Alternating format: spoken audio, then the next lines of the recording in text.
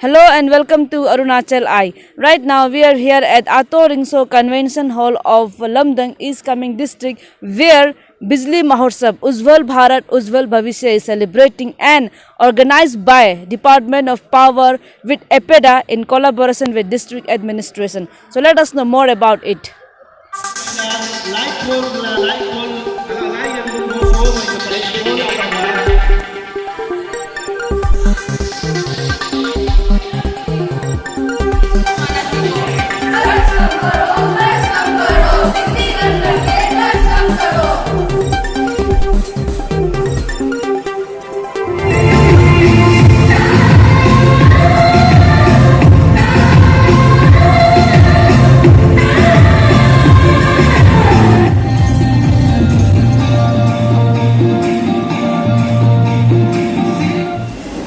ऐसा जो स्कीम दिया जो on grade of the grade इस कमिंग में कितने लोगों को ऑफ द ग्रेड में सोलर के जरिए पे कहाँ बिजली मिला वो बताया। ऑन ग्रेड में कितने लोगों को मिला वो भी बता दिया आप लोग को। और मैं आप लोग को बताना चाहता हूं कि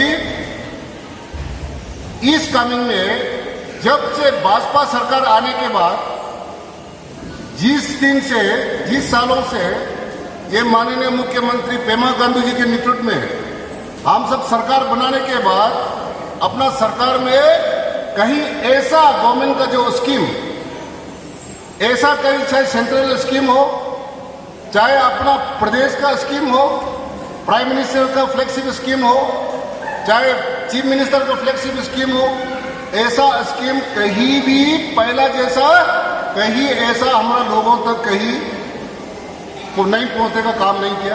This occasion, also I would like to thank all the HODs, officers, and other staffs of every department who are presented today here, and also Swamiji of RK Mission, Panchayat leaders, municipal leaders, and also our Gao Buras and Buris. Thank you for being with us in this occasion today. से जिस साल से अपना भाजपा का सरकार आया, माननीय प्रधानमंत्री जी ने जो नेतृत्व किया, उसी से सोचता कि पूरा देश में हमारा ग्रामीण क्षेत्र में हर घर में बिजली मिलना चाहिए, हर घर को बिजली पाना चाहिए। तो वो ऑलमोस्ट पूरे भारत में सभी घरों में बिजली प्रधानमंत्री जी की जो सोच था सभी कार्यक्रम हो चुके हैं। और उसको आज आज़ादी के अमृत महोत्सव में हम लोगों ने पूरा प्रधानमंत्री जी ने ये निर्देश दिया कि मुख्यमंत्री जी ने पूरे देश में इसका बिजली महोत्सव सेलिब्रेट करना चाहिए। तो इसलिए इस कमिंग का आज हमारे यहाँ का डिस्ट्रिक्ट एडमिनिस्ट्रेशन, डिप्टी कमिश्नर और यहाँ का जितने भी बिजली विभाग का ऑफिसर्स और HODs और हमारा साथ जितना भी जो ZPMs है और सभी लोग ने ये तय किया कि इस कमिंग डिस्ट्रिक्ट का हम लोग लमदंग में ये देवरा सर्किल में सेलिब्रेट करेंगे। तो आज यहाँ में बहुत बड़ी संख्या में लोग आया और बिजली कैसे बचाना चाहिए और बिजली का महत्वपूर्ण क्या है और उसके बारे में काफ़ी डिपार्टमेंट ने भी अच्छा से बताया, पब्लिक को बताया कि बिजली बचाओ देश बचाओ, बिजली बचेगा देश बचेगा।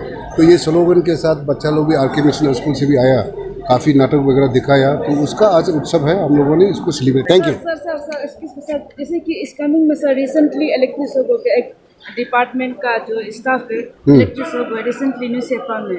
तो सर इसको सर आपको पता है कि नहीं है? ऐसे तो होते रहता है इलेक्ट्रिक में, तो इस विषय में नहीं, इसलिए मैं आपके चैनल के माध्यम से मैं पूरे इस कमिंग के लोगों को और पूरे अरुणाचल की जनता को मैं आपके माध्यम से मैं ये मैसेज देना चाहता हूँ कि बारिश का सीजन में, खास करके बारिश का सीजन में इलेक्ट्रिक पोल पे उसको चुना नहीं और उसको क्या उसमें मिटुन गाय बांधना नहीं है, छरना नहीं है।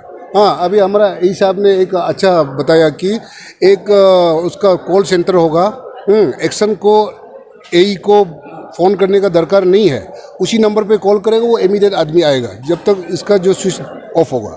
क्योंकि बारिश में ऐसा कभी कभी लैंडस्लाइड में वो तार निकल के आ जाता है, उसको पता नहीं होता, वह स्विच ऑफ नहीं होता, लोग जाते वहाँ से करंट एक्सीडेंट हो जाता है। सर उसको गवर्नमेंट का तरफ से कुछ कंपेंसेशन? गवर्नमेंट का जो एक्स ग्रेशिया है, जो सरकार का एक ग्रेशिया है जो कंपेंसेट है, वो एक नेम पे है। अपना डिस्ट्रिक्ट एडमिनिस्ट्रेशन उसको पूरा एक्स ग्रेशिया का जो गवर्नमेंट का नेम का आधार पर सरकार उसको मदद करेंगे। सर डीसी सर से सर एक सवाल रहेगा। सर आपको जैसे अभी हम जो सवाल मिनिस्टर सर से किया था वैसे ही सेम सवाल आपसे सर, आप एज ए डीसी आपको कंसर्न है कि नहीं सर इसके बारे में? इलेक्ट्रिक शॉक कॉलेजोनी सेपा में रिसेंटली हुआ था, इसलिए इसका बारे में पक्का obviously as a deputy commissioner I am also very concern. तो अच्छा बात यह है कि executive engineers and they have help dedicated helpline एक खोला है।